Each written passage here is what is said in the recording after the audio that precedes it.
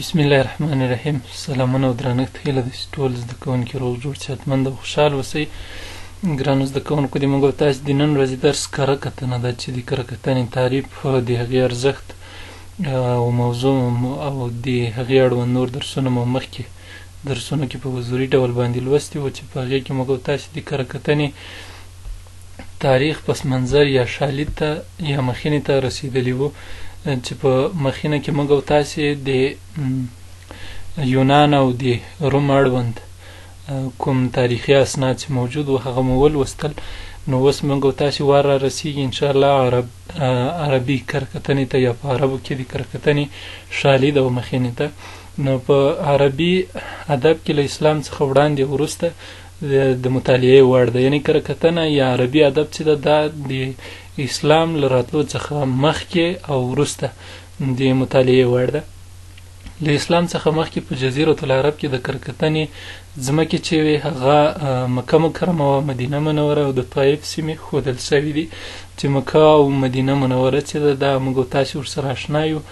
مکه مکرمه د سعودي عربستان هماغه ښار ده چې اوس کعبه شریفه هلته پکې موجوده ده، او مدینه منوره چې پخوانی نوم یې یثرب او طایف هم مشهوره سیمه ده چې موږ او تاسې ټول نوم سره اشنا یو.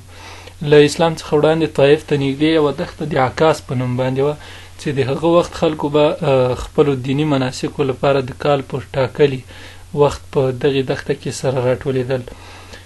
نو څنګه چې موږ او تاسې اوس دغه د حج ټاکلي میاشت لرو او خپل دینی اسلامي مناسک هلته په جای کوو په هغه ټاکلي وخت کې، نو دغه ډول مخکې له اسلام نه هم په کعبه شریفه کې د ټولو خلکو هغه خپل په حساب یا په نوم باندې بوتان ایښي وو، په یو ټاکلي وخت به دوی راټولېدل او په دغه وخت کې بیا دوی څه کول، د عکاس په دغې دښته کې به د هغه وخت خطیبانو خلکو ته وینا کول او ترمنځ به یو قاضي ټاکه چې پر دغو ویناو به یې کره کتنه کوله. په دغو قاضیانو کې یو مشهور قاضي چې و هغه د نابغه ذیباني په نوم باندې یادېده. نابغه ذیباني به چې کله د دغو شعرونو یا د ویناو له ډلې نه کوم یوه وټاکل او ده به ورته ویل چې دا بلکل سمه ده یا په د کره کتنې او د نقد له مخې هغه پوره سوه، نو بیا به یې دا اخیستله د کعبې شریفې په دیوالونو به یې راځړوله چې یو له هغه نه یعنې په هغه وخت کې په عربو کې دا شعر و شاعري ډېره اوج ته رسېدلې وه چې له همدې مخې نه الله پاک قرآن کریم هم په اعجازي شکل باندې راولېږه. یوه معجزه یې وګرځوله چې د هغه وخت ټول عرب دې ته د قرآن کریم اعجاز او هغه شعریت ته حیران سول ورته.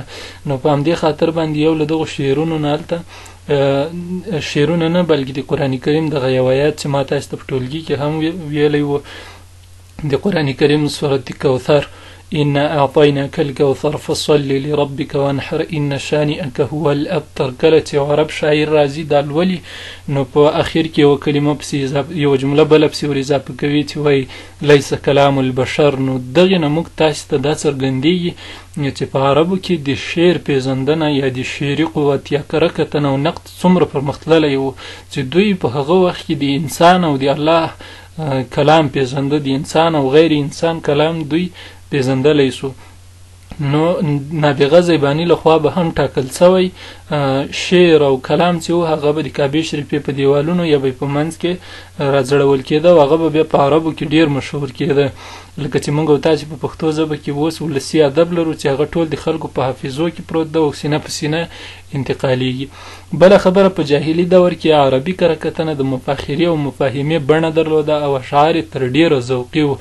یعنې په مخکې له اسلام نه په عربو کې چې څومره شاعري کېدله دا ټوله د ذوق د روزنې د خیال او تصور له مخې کېدله او د خیال روزنه به وه. بل درس د موږ او تاسې له اسلام نه وروسته په عربو کې کره کتنه ده. کره کتنه په عربو کې له اسلام څخه وروسته د اسلام په لومړیو کې هم شعر د مفاخرې او ویاړ رنګ درلوده چې د تفریقې سبب کېده. نو کله چې اسلام راغی اسلام تفریقه او بې اتفاقي منع کړې وه، خو دغه شعرونه په لومړیو د اسلام کې هم د مفاخرې او ویاړنې رنګ یې درلوده ځکه چې هغه عادات پاتې ول. بل د بصرې په مربط کې به جریر او فرزدق شعرونه ویل او یو د بل په شعر به یې کره کتنه کوله. بل دغه وخت کره کتنه په ذوقي او واقعي سره بیله سوې ده. دا د اسلام نه راوروسته چې کله اسلام راځي، بصره مشهور ښار ده چې موږ تاسې ټول یې پیژنو. په دغه ښار کې کره کتنه کېدله. دغه کره کتنه هم دوه ټوټې وه. یوه ډله کره کتونکي په دې اند ول چې ذوقي غوره دي، بل بیا په دې فکر و چې نه، واقعي اشعار و واقعي متنونه چې دي دا بهتر دي او غوره دي.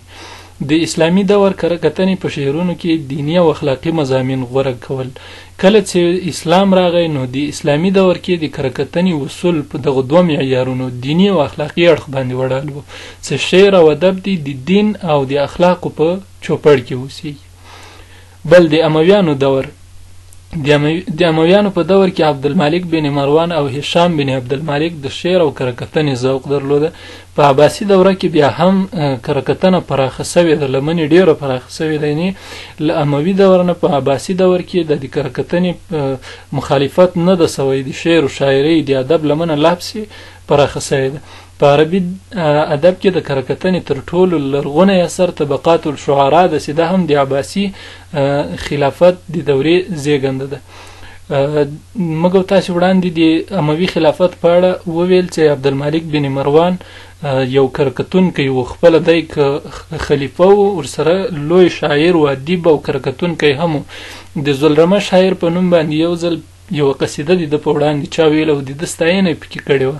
نو ده ورته ویل چې تا د خپل اوښ ستاینه ډېره زیاته کړې ده، نو اوښ ته ووایه چې تا ته څه وکړي، انعام درکړي. بل شاعر و، هغه د سلولي په نوم باندې یو شاعر و چې هغه بیا د خپل ځان ستاینه کړې وه. نو عبدالملک بن مروان هغه ته وایي قسم په خدای چې تا غیر له خپل ځان نه د بل چا ستاینه نه ده کړې. نو دا د دغه اموي خلفاو یا خلیفه هغه شعري پیژندنه و، هغه نقد و. هغه په نقد کې نبوغ و چې دی سم د لاسه کولی شي په یو شعر باندې د هغه په منځپانګه باندې پوه شي او ووایي چې دا د څه په اړه ویل سوی ده.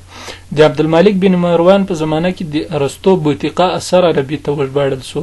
بوتیقا یا بوتیقا اثر چې موږ او تاسې یې پیژنو، دا اوسني شعري مشهور فورمونه یا مشهوره ویشنه چې د ادب یې کړې ده هغه ارسطو کړې ده. د بوتیقا اثر له مخې موږ او تاسې ته راپاتې ده چې اوس یې موږ او تاسې په پښتو ادب کې هم پلی کوو چې هغه حماسي ایپیک او حماسي یعنی ایپیک، لیریک یا غنایی او ډراماتیک اثار دي. دغه درې برخې لري چې دا په همدې بوتیقا کې د ارسطو ویشنه ده. بل قدامه بن جعفر د نقد الشعر په نوم باندې کتاب لیکلی ده. او په عباسي دوره کې هم په شعرونو کره کتنه کېده او شاعرانو ته به انعامونه ورکول کېدل چې دا د عباسي خلافت یوه خاصه ځانګړنه ده چې شاعر ته د شعر د کره کتنې د کره کولو په برخه کې چې کله به هغه شعر کره و، پوره به و، له نقدي اړخه به کومه نیمګړتیا نه لرله، په دیني او اخلاقي معیارونو به برابر، نو هغه شاعر ته به دوی د ستاینې او د هڅونې په موخه انعام ورکاو. بل د محمد بن سلام جمهي مشهور اثر بوتیقا طبقات الشعراء د عباسي خلافت د هڅونو په پایله کې رامنځته سوی چې ما وړاندې هم تاسو ته خبره وکړله. او اوسني پوهان دغه طبقات الشعراء د متونو د نقد په برخه کې لومړنی اثر ګڼي چې مخکې له دې نه په شرق کې نه په غرب کې د متن د کره کتنې په اړه کوم اثر ځانګړی نه و لیکل سوی. د عربي ژبې اوسني مشهور کره کتونکي چې دی هغه جورجي، زیدان، ابراهیم مازیني او نور دي. نو دا و د موږ او تاسې د نن ورځې درس تر بیا ښې چارې.